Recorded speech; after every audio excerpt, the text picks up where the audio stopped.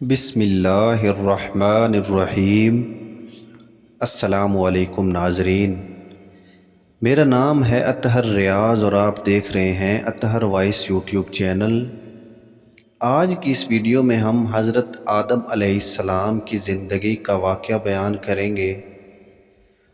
تو جو دوست ہمارے اس یوٹیوب چینل پر نئے ہیں ان سے گزارش ہے کہ ہمارے اس یوٹیوب چینل کو سبسکرائب کر لیں۔ جب انسان نے پہلے اس زمین پر قدم رکھا تو اللہ تعالیٰ نے انسان کو دنیا میں بھیجنے سے پہلے انسان کے زندہ رہنے کے لیے تمام سامان پیدا فرمایا۔ ہوا، پانی، آگ اور مٹی یہ انسان کی بنیادی ضرورت تھی۔ اس کے بغیر تو انسان زندہ ہی نہیں رہ سکتا۔ انسان کے جسم میں قوت پیدا کرنے کے لیے کھانا بھی ضروری تھا۔ اس کے لیے اللہ نے پھل، پھول، میوے، پودے، ہرے بھرے درخت پیدا کیے۔ اس کے علاوہ سر اٹھائے بلند و بالا پہاڑ، رواں دواں گنگناتے ہوئے چشمے، بل کھاتے دریا، سمندر، چاند، سورج، ستارے، غرض کہ وہ ہر چیز جو انسان کے زندہ رہنے کے لیے ضروری تھی پیدا کی۔ ان سب چیزوں کے علاوہ انسان کے آرام اور سہولت کے لیے اور چیزوں کی بھی ضرورت تھی، وہ بھی پیدا فرمائیں۔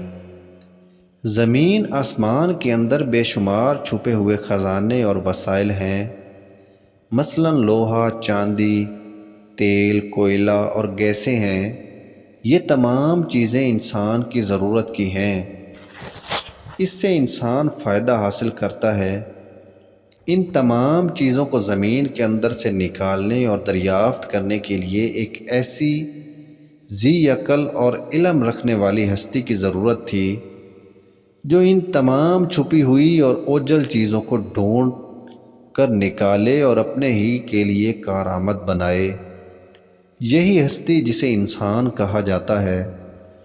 انسان کو اللہ نے عقل اور سوچنے سمجھنے کی صلاحیت عطا کی، پھر دنیا میں بھیجا۔ سب سے پہلے انسان حضرت آدم علیہ السلام تھے۔ انسان کی نسل حضرت آدم علیہ السلام سے چلی اور تمام انسان حضرت آدم علیہ السلام کی اولاد ہیں۔ اللہ تعالیٰ نے حضرت آدم علیہ السلام کو پیدا کرنے کے لیے ارادہ ظاہر کیا اور فرشتوں سے کہا، میں زمین پر اپنا خلیفہ بنانے والا ہوں۔ اس پر فرشتوں نے اعتراض کیا اور کہا، کیا آپ زمین پر انسان کو پیدا کرنے والے ہیں؟ انسان تو زمین پر فساد برپا کرے گا اور خون بہائے گا۔ ہم تو تیری پاکی بیان کرتے ہیں اور تیرا شکر بجا لاتے ہیں، کیا ہم عبادت کے لیے کم ہیں؟ اللہ نے فرمایا، جو میں جانتا ہوں وہ تم نہیں جانتے۔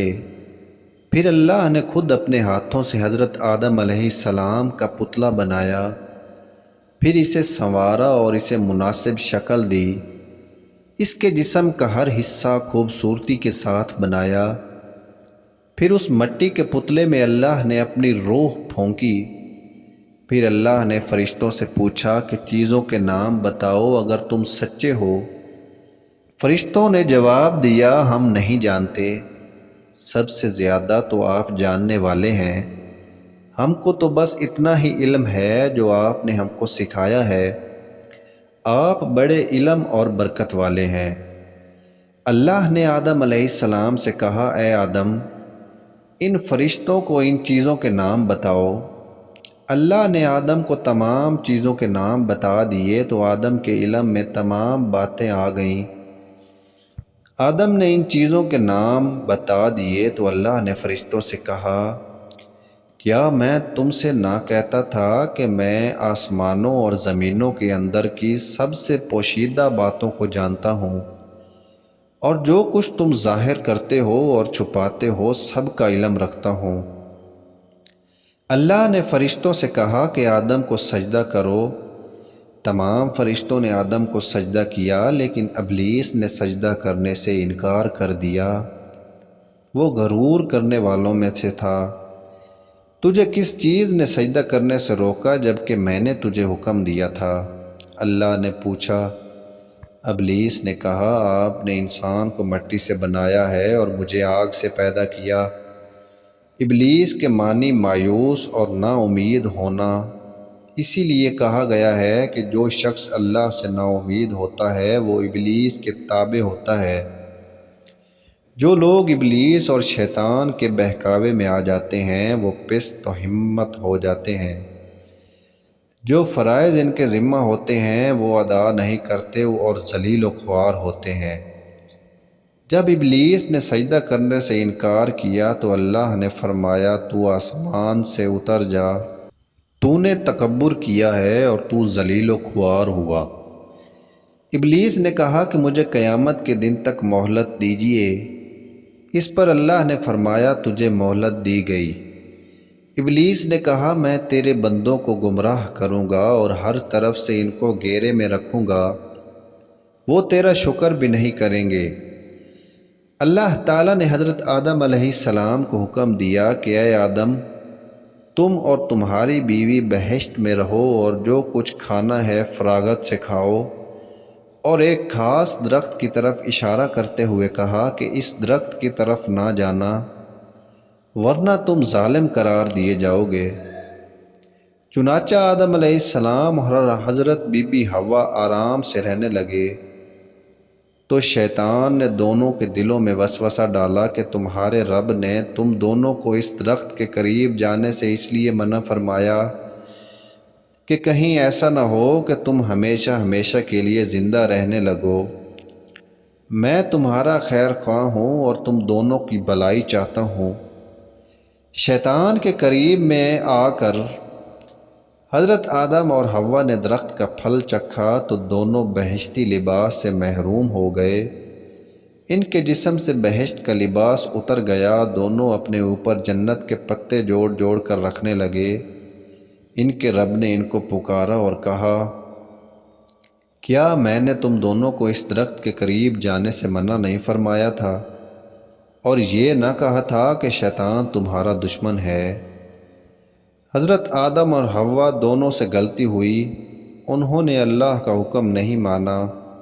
اس غلطی پر دونوں کو سخت ندامت ہوئی۔ آدم نے اللہ سے معافی طلب کی اور دعا کی، اے میرے رب، ہم نے اپنی نفس پر ظلم کیا، اگر آپ ہم پر رحم نہ کریں اور ہماری مغفرت نہ کریں تو ہم نقصان اٹھانے والوں میں سے ہیں۔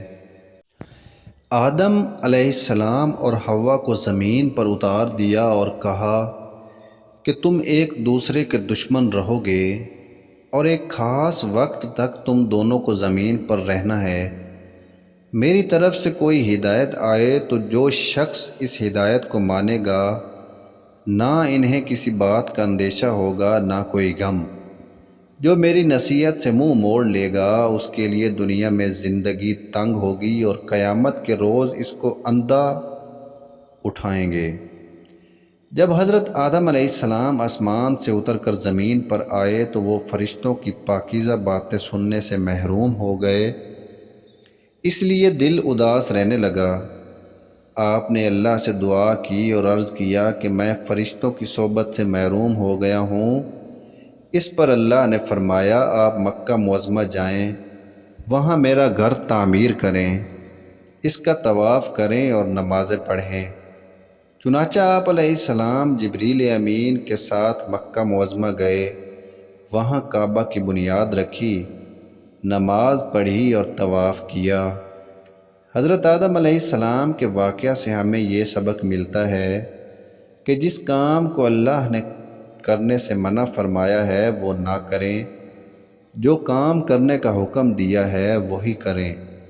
یہی عبادت ہے، عبادت نیکی ہے، نیکی عبادت ہے۔